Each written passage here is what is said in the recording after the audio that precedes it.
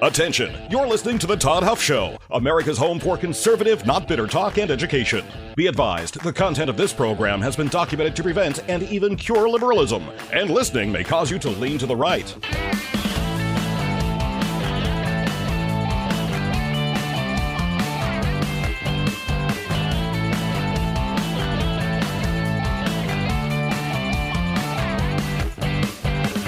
And now, coming to you from the Full Suite Wealth Studios, here's your conservative but not bitter host, Todd Huff.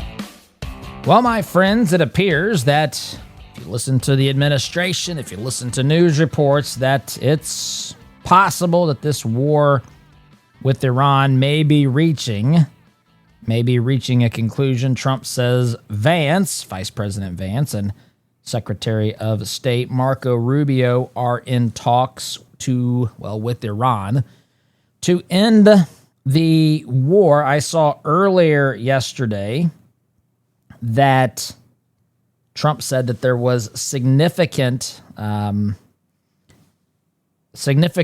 present. There was a significant present from the Iranians that was linked to the Strait of Hormuz as this deal begins to be negotiated. We will see.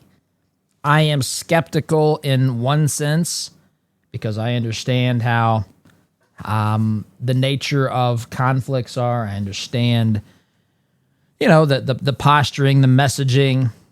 Again, just read Sun Tzu's The Art of War. There's competing headlines out here. Again, there was a headline even yesterday that I'm going to pull up here. The Pentagon. This is a headline from justthenews.com.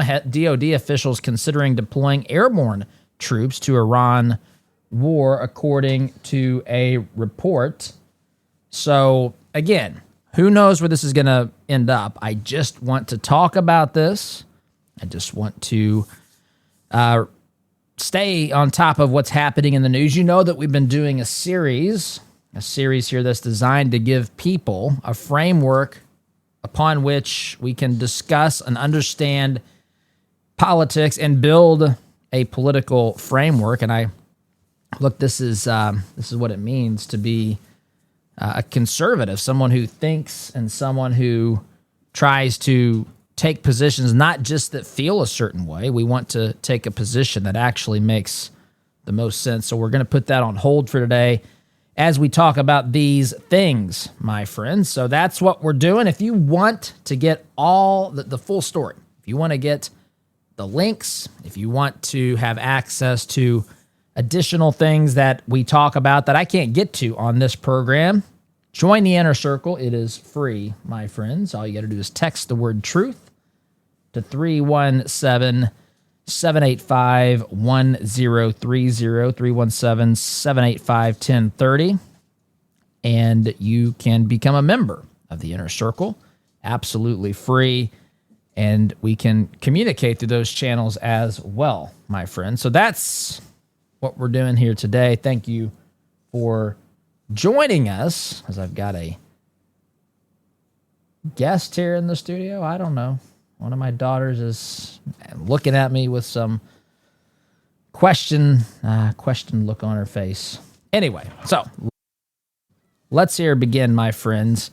But before we do that, maybe you have reached that stage where managing your money feels more like juggling than it feels like managing actual numbers. You've got tax planning, estate work, investment choices, a whole lot more. That's when family office services can make a really big difference for you and your family. Full Suite Wealth brings all those pieces together into one cohesive strategy. Their family office services gives you access to a coordinated team with advanced options, strategies, private equity, private credit, legal expertise, all those things, my friends, under one roof. It's about simplifying your financial life, planning for the future, and making sure your legacy stays strong for generations. If you are ready for that next level of support, visit fullsuitewealth.com. That's fullsuitewealth.com. Build your legacy, secure your future. Okay, why does it seem, as I read these headlines, it's just words fail me when I think about how the political opposition thinks and behaves in this country. Listen, I know that there are some knucklehead Republicans and some knucklehead conservatives. I know that. But as a rule, that's not, of course, who we are. We actually stand upon principle. I think we're consistent, at least the person behind the microphone here is, at least he thinks he is. So I just, before, when we got into this war, it was, of course, the worst thing ever. It was inexcusable. It was an executive overreach. You remember this. We talked about some of these things. Then, now that the war may, and I'm stressing the word may here, may be ending. May be ending. We'll see how this all pans out. But now that it may be ending, that's not good either because our objectives weren't hit. At least pick something and stick with it. Right? Pick something and stick with it. Again, the correct way to look at this is that we had a worldwide menace in the Middle East who was threatening the free world, threatening our ally, threatening, well, everybody in the Middle East. We've seen what they've done to those countries with drones and missiles and whatever they could to harm the people in these neighboring countries who had nothing to do even with the initial fight, the initial dropping of bombs and firing of missiles and everything else. Had nothing to do with decapitating their leadership, taking out Khamenei, the original, the previous, I should say, supreme leader of the Islamic Republic of Iran. I mean, this has been a mismanaged situation. You could go back to the Carter administration and what they did, what the Iranians did regarding the U.S. embassy in those days, right after the Islamic Revolution, the Iranian Revolution took place in 1979. I mean, it's been mismanaged in a lot of ways from the beginning. We've had people in office who didn't understand the threat the Iranians posed, that didn't want to hold them accountable or didn't think that we could. You know, they've been fighting a proxy war against the United States of America for some times, and now they're in a heated war with the United States of America and Israel, and they're trying to do all they can to cause havoc for the rest of the world so that there's international pressure upon the United States and Israel to make us somehow the bad guy. But this can has been kicked down the road. You know, I had a conversation with a good friend recently. She was talking with me about something that was going on locally in our school district.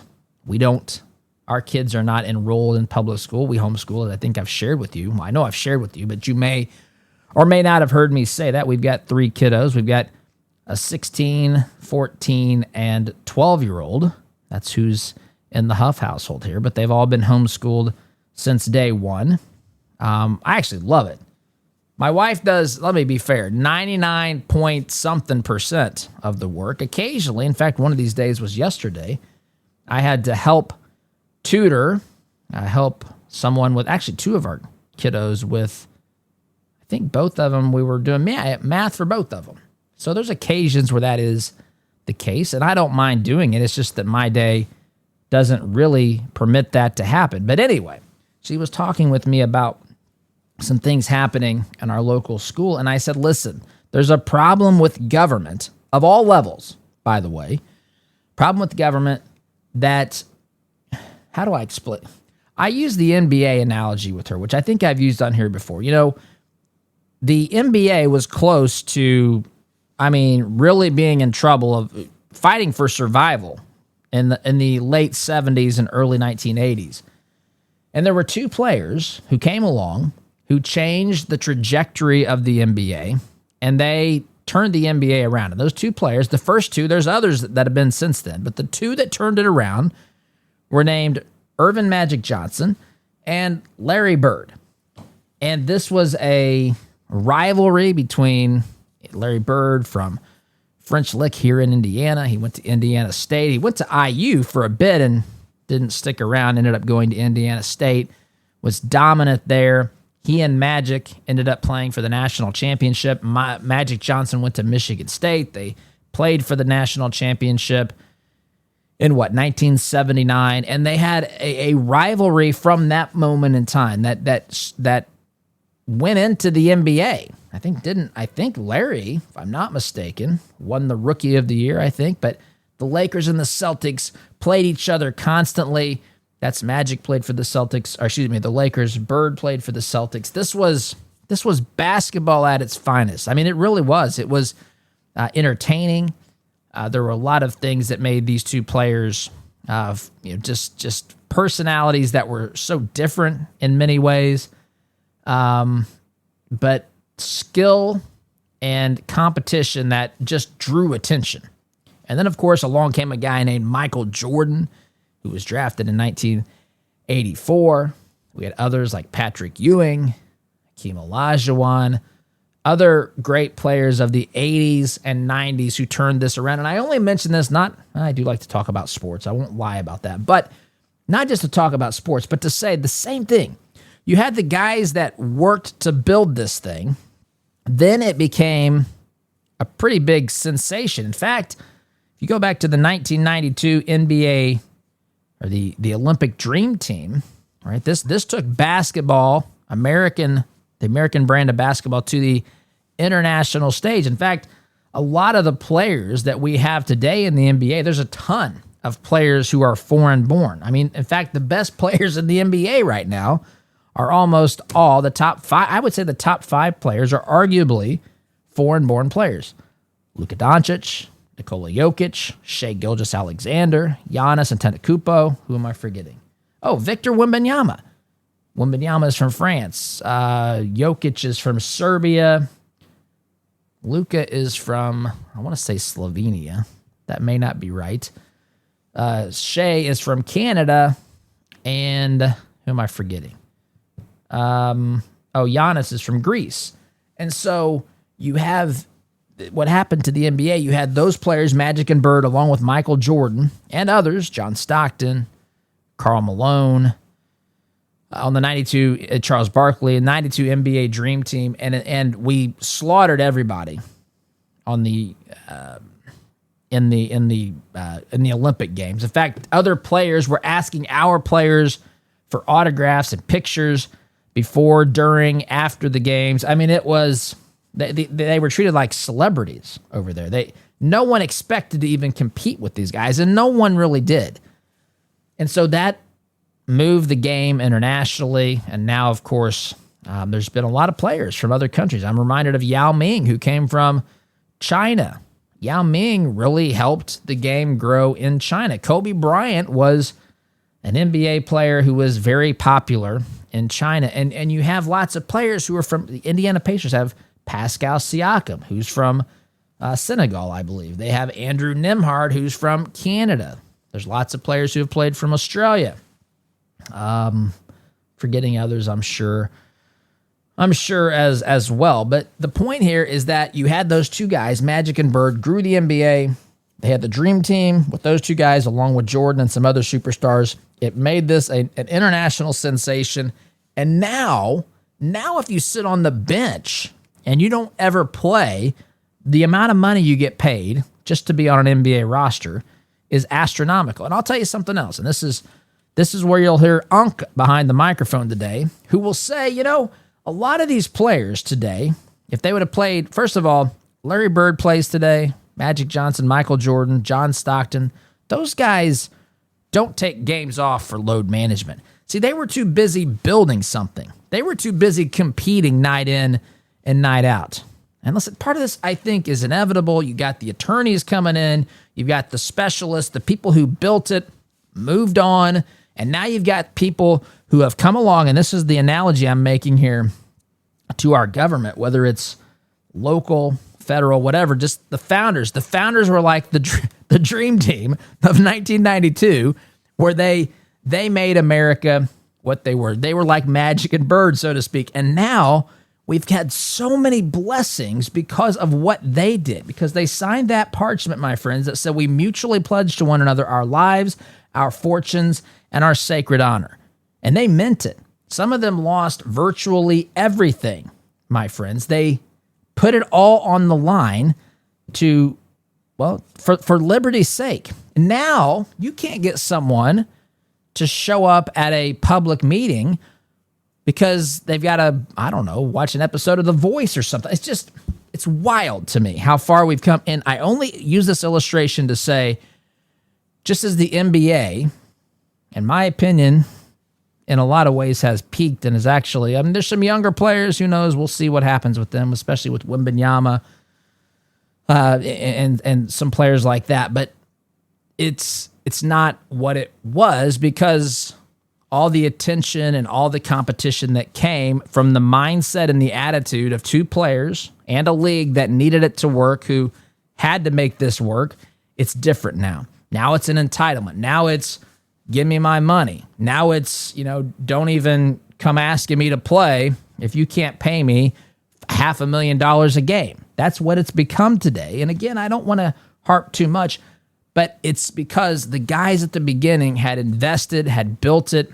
It became what it was because of them, just like this country became what it was because of the founders, because of the greatest generation, even more recently, the greatest generation, who's almost now all gone now, just because of they've gotten old and their lifespans, they're not here anymore. And so the people who literally had to make some incredible choices, things like World War I, World War II, my goodness, the list goes on and on, winning the Cold War, all of these things. Those folks are gone, and now America's led by people, politicians who are the professional types, who only want to manage it, who only want to look for what's theirs, so to speak. There's no more signing a pledge that says the equivalent of what the founders said, which is we mutually pledge to one another our lives, our fortunes, and our sacred honor. And we've got a government gone haywire. And it's a mess. It's a mess at so many levels. And that's what's happened in this nation. To reel it back to Iran, it's been mismanaged for so long. It's been mismanaged for such a long time. And we've signed stupid Iranian nuclear deals with Obama back in 15? The J, whatever it was, JPCOA, I can't remember. This is what's happened. And they basically, Iran was allowed to fester. It was a malignant tumor that was basically left to grow unfettered as we hid our eyes and didn't really want to see what was happening over there. And Trump comes along, and he and Israel take out the leadership, take out their capabilities. This, by the way, is the second strike to take out their nuclear capabilities. If you remember, we did this back in, June, I think, of last year. So these things, you have someone coming along who's trying to fix this. It's a real problem. People can say whatever they want. They act as though the problem is Trump in this equation, but how many times must we hear death to America, death to Israel, and then that same country moving towards having nuclear weapons, promising to use those to wipe Israel off the face of the planet? So Trump steps in, takes action, and then he's criticized as being a warmonger and so forth. Listen, I've said this before, and you know this just from having sense. There are times, and I'm going to use not necessarily war, but war, the conflict that happens in war, there's certainly similarities. Of course, war is hell, but just other conflicts that we can relate to, right? And we always like to use the bully on the playground analogy. If the bully on the playground decides to go fight somebody, to try to beat somebody up, the only way to stop it is you beat them to the punch, or when they do strike, you have enough in your arsenal, in your tank, in your skill set to make the bully wish He didn't come starting a fight. If they decide there's going to be a fight, then there's going to be a fight. Iran, this is the point. Iran decided there was going to be a fight. Iran decided this. So the question was, do we let them ramp up and have everything they need, including ballistic nuclear capabilities? Do we do that? Or do we strike them proactively? Do we strike them before they get the capability? And we did this wisely. Now, again, we may find out things between now and then that maybe they weren't as close to this, that, or the other. But the bottom line here, for me, the bottom line here is that this is completely justifiable. So you had a media and a Democrat Party who didn't want him going in there. And now that he's about to, again, according to what reports are, what he's saying, maybe negotiating the end of this war, there's criticism about this too. What is he supposed to do? What do our liberal friends, our leftist friends, want Trump to do? This problem has been allowed to fester for a long time. He's not responsible for that, my friends. In fact, the government that's been growing behind the scenes, that's been on autopilot, that was allowed to basically do whatever it wanted over the course of, many years in the not too distant past, because so many Americans were apathetic and asleep at the wheel. Now those chickens, as Jeremiah Wright would say, are coming home to roost. And they've come home to roost for Iran, and they've gotten what they've deserved, my friends. And now Trump is trying to end this, as we all knew he was going to try to do. Remember, he's talking in terms of weeks, maybe a couple of months, not years, not dramatic, drawn-out thing. Although he also said that we're committed to winning this thing no matter what it takes, and all the options are on the table. So, taking a break here, my friends. You care about this country. I know that you do, but you cannot fight for America if you're not taking care of yourself. That's why I'm telling you about Solti. It's an all-natural, clinically proven supplement that lowers cholesterol safely. No prescriptions, no doctor's visits, just 2 Solti soft gels a day. It is not a drug, but it works. I take it, and I think you should consider taking it as well, my friends. We need healthy, strong American patriots, not just for your family, although you certainly do need it. Obviously, that's number one, your family, your faith, but also for this great nation as well. Do not let high cholesterol slow you down. Go to Solti.com, SOLTEA, promo code Todd is going to save you 50% off your first 3-month supply and get you free shipping to boot. Solti.com, SOLTEA, promo code Todd. Quick timeout for me, back in just a minute.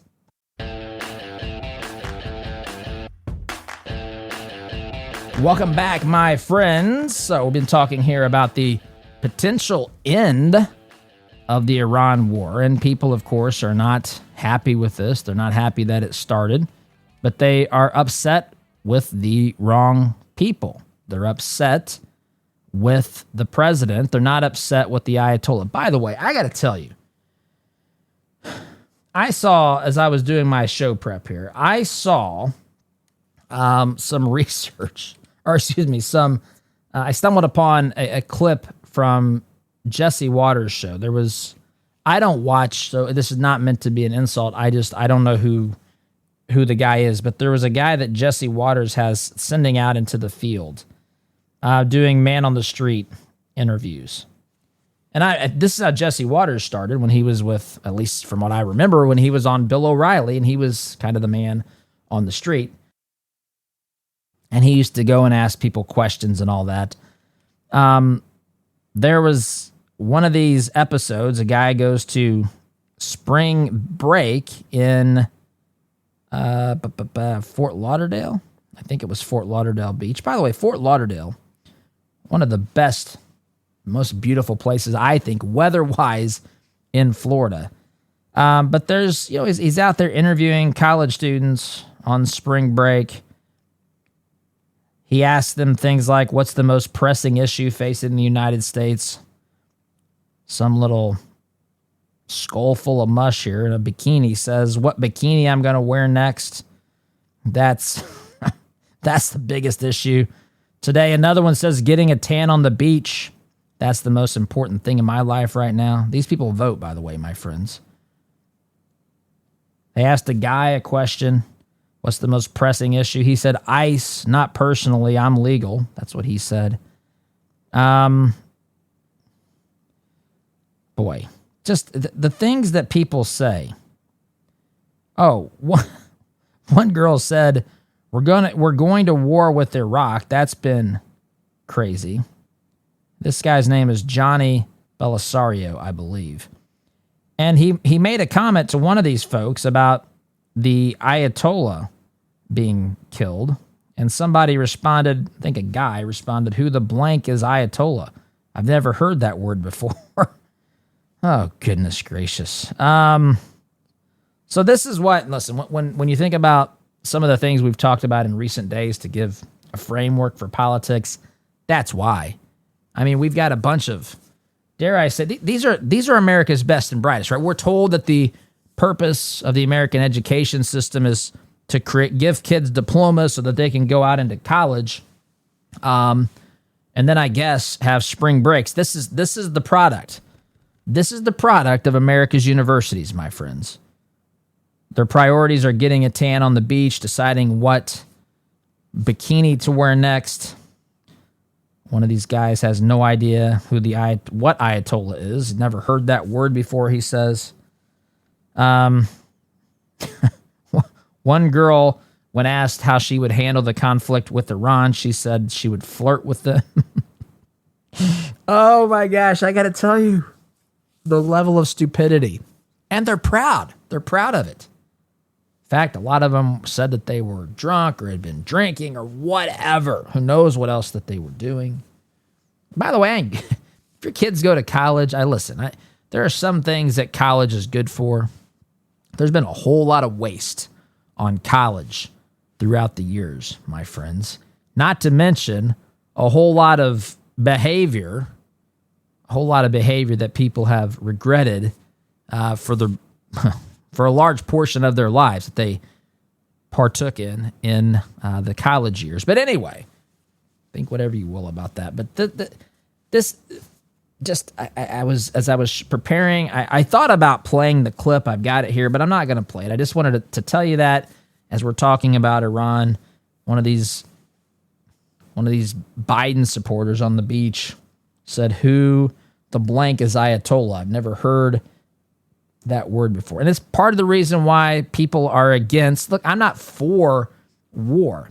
But again, the Iranian leaders decided there was going to be a war, and we just decided the terms. And that's what we did, and I'm glad we did. And I want out of this thing. I want to achieve our objectives, and I want to move on with life.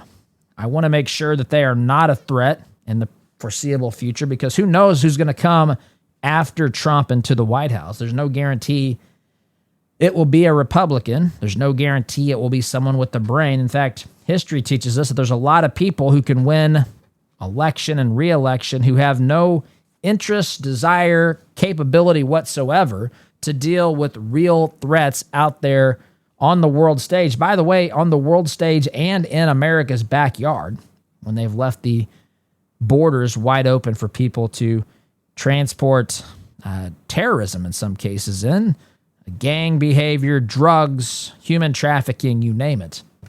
So anyway, that's what's going on in America's public institutions. But we're in this mess because we kicked the can down the road. We kicked the can down the road for a long time, and now we're dealing with this problem that's been allowed to metastasize for a long time in the Middle East. So let's look a little bit here as to what Trump has been saying. Trump, this is at foxnews.com. Trump touts significant Iran presence linked to Strait of Hormuz as deal talks heat up. Trump says gift arrived Tuesday and was very significant, with negotiations led by Marco Rubio, J.D. Vance. President Donald Trump on Tuesday announced Iran wants to, quote, make a deal with the U.S., noting the country's leadership gave the U.S. a, quote, significant prize related to the Strait of Hormuz and the flow of oil. While speaking to reporters in the White House Oval Office, Trump said Iranian leadership sent the gift on Monday and it arrived on Tuesday. This is Trump talking here. They're going to make a deal. They did something yesterday, that was referring to Monday, that was amazing, actually. They gave us a present. The present arrived today, and it was a very big present worth a tremendous amount of money. Trump said he could not disclose what the gift was, but said it was, quote, oil and gas related and was connected to the Strait of Hormuz. The Iranian regime was previously charging some tankers millions of dollars to pass through the global shipping choke point, according to a report from Iran International. Trump added the unspecified present was, quote, very significant. That meant one thing to me. We're dealing with the right people, Trump said. It was a very nice thing they did. They said they are going to do it, and it happened, and they're the only ones that could have done it. When asked about the control of the Strait of Hormuz, he said the United States will, quote, have control of anything we want. Trump continued here. He said they can't have certain things. It starts with no nuclear weapons, and they've agreed to that. They're not going to have enrichment, any of those things. We are in about the best bargaining position. We're way ahead of schedule. Negotiations are being headed by Secretary of State Marco Rubio, Vice President J.D. Vance, according to the president. So it's a developing story. We'll see where it ends up. It's promising. It's a war, though. You know, these sorts of situations can change dramatically. They can be head fakes by the enemy. Maybe they're trying to buy some time. Who knows? Trump's well aware of what he's dealing with, though. That's why, and I mentioned this earlier, there's another report out there, literally on the Bongino report, right next to the article I just referenced, or at least an article that's referencing the same story that I just talked about. Right next to that, it says Pentagon weighs sending airborne troops into Iran war. That's according to a report. So, again, who knows where this is going to happen? All I got to say is this. Number one, the war was necessary and justifiable. Number two, the war has been pretty much what Trump told the American people it was going to be. Number three, Trump's trying to attain our objectives as quickly as possible so that we can bring this to an immediate end. And the problems that we are facing economically when it comes to things like the price of things that depend upon oil and that sort of thing, gasoline at the pump and other things where transportation is needed. Those things, my friends, should, if this goes through, the prices will come back down, which is, of course, a very good thing. Let's talk about something that's very important. That is your money. You've worked hard for it, but is it working hard for you and what you believe in? At 4-8 Financial, they specialize in biblically responsible investing. That means they screen out companies that do not align with your faith and your values. They'll help you create a plan that fits your goals and purpose. The best part is that they'll show you how your current investments, what you have today, they will show you how they stack up against your values. All you have to do is take a quick and easy assessment at 48financial.com/Todd. That's 48financial.com/Todd. 48 Financial, helping you align your money with your mission. Time out here, my friends. Back in a minute.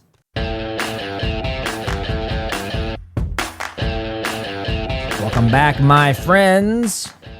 Thought we would get you caught up as we took a break from the news, well, the series, I should say, to bring you some updates on what's happening in Iran and so forth regarding the conflict. That's what we've been doing today. And by the way, if you want to get the full story, if you want to get all the background information and some information we don't even talk about on here simply because we don't have enough time, all you have to do is head on over. Well, I should say text. I about gave you the website. Now, the quickest and easiest way to do this now is to text the word truth to 317-785-1030, and you can join the inner circle. It's absolutely free. And you can get all of the discussions that we've had when it comes to our special on giving a framework for understanding and communicating political issues when it comes to building that worldview. So I've enjoyed that. We'll continue that probably tomorrow. But again, you never know what news I want to discuss. But friends, there's a lot of confusion out there about kratom. You've probably heard the headlines, and most of them are based on synthetic junk that is not real kratom at all. Real kratom, my friends, is tested. It's handled with care. It doesn't have chemicals. There's no fillers. There's no shortcuts. That's exactly what you get from Christopher's Organic Botanicals. They're a family-run company. They partner directly with farmers in Indonesia, and Christopher's Organic Botanicals, they test every batch that they get for purity and safety. This has been a trusted herbal option for generations. It's a real alternative for people looking for something that doesn't come with a warning label a mile long.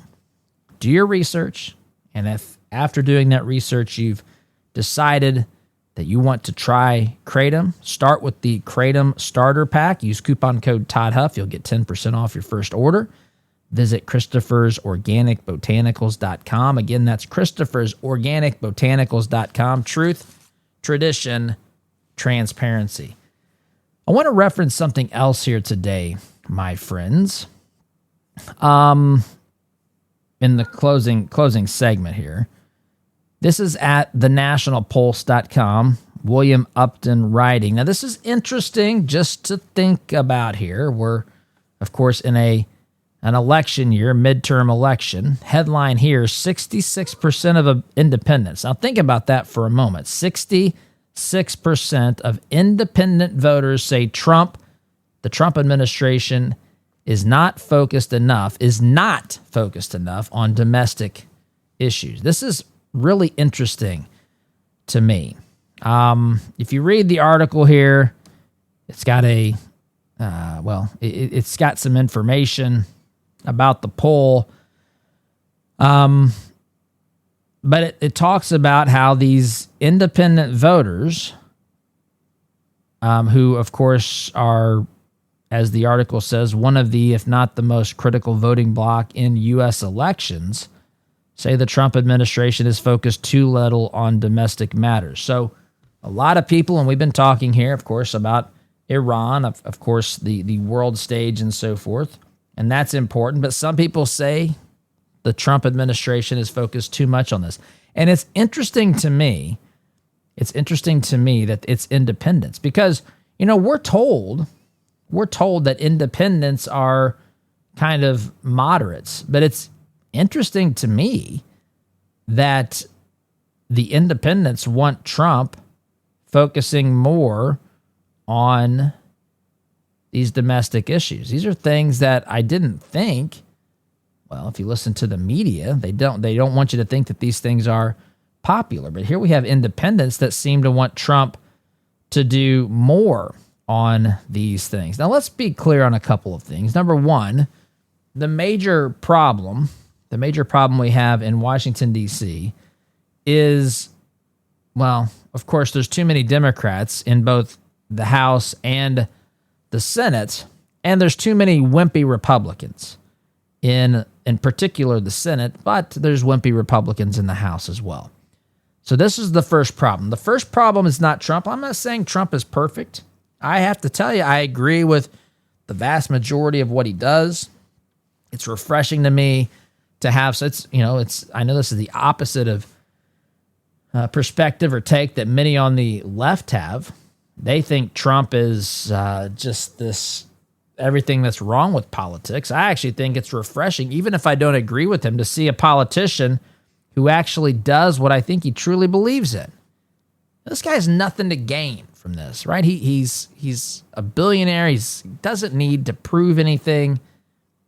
A lot of people would say he loves his country and cares about its future enough to actually get in there and do it. He's faced tremendous opposition. They tried to kill him multiple times.